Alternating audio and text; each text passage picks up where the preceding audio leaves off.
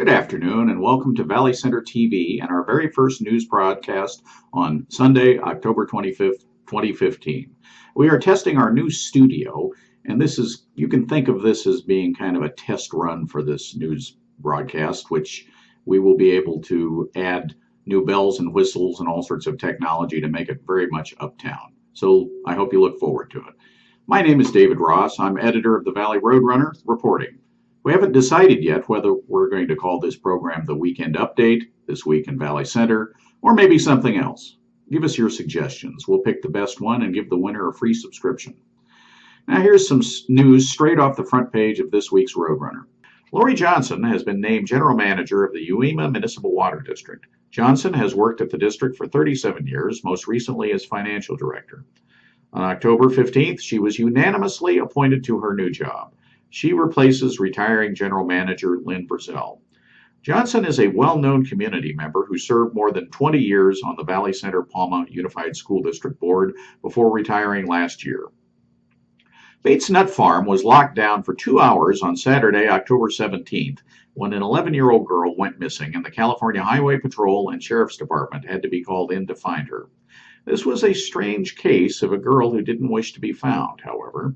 For 2 hours, the authorities didn't let anyone in or out at Bates. There were lots of flared tempers as the police searched some cars. Eventually, the girl was located at the nearby reservation and reunited with her parents. 5 cases of pertussis, more commonly known as whooping cough, were identified at the Valley Center Unified School District over the last few weeks by the County Department of Health. 4 cases were identified at the high school and 1 at the middle school. Pertussis is a highly contagious disease that mimics a simple cough in its early stages. So it's a good idea to take your kids to the doctor just in case if they're coughing. You can never be too careful. The Valley Center Planning Group is getting ready to review a couple of projects for the North Village. That's part of the town near the intersection of Cold Grade Road and Valley Center Road, and incidentally, the new Roadrunner office that are guaranteed to spark some interest.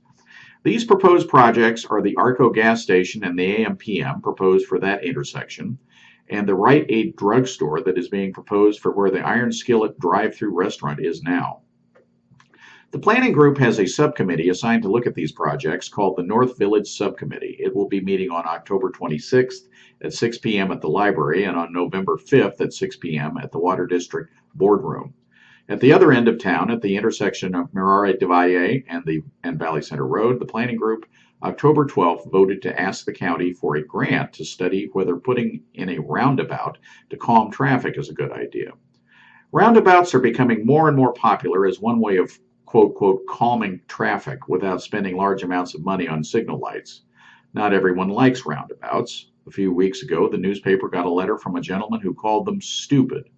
John Vick, who is chairman of the planning group's mobility subcommittee, took umbrage at that characterization and told his fellow planners that roundabouts have a great safety record where they've been used, and he's got the statistics to back him up.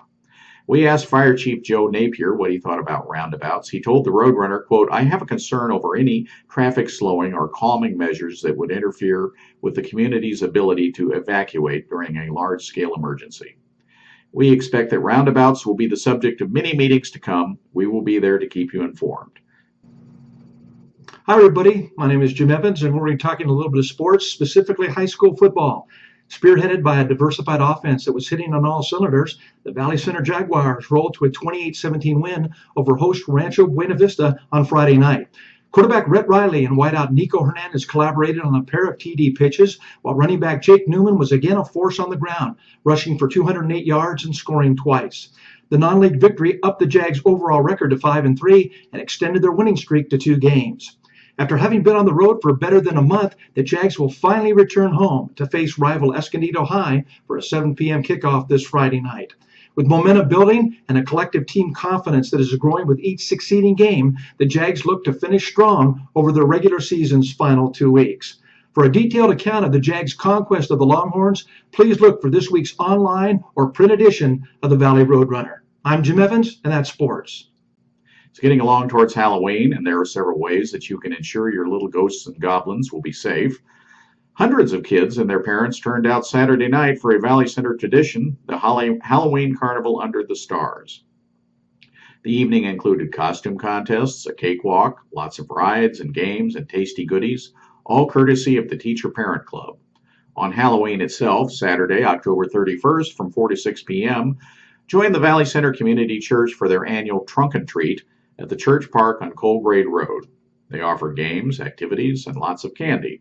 The parents who put together the trunks spend a lot of time making them look really creepy and fun.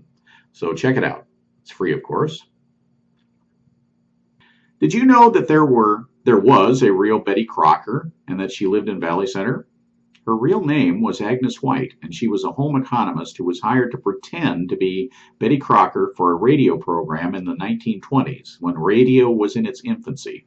The Valley Center Historical Society will hold a tour of the Betty Crocker house on November 21st from noon to 3 p.m. You can get reserve tickets for the home tour for $25 by visiting the Valley Center History Museum's website at vchistory.org.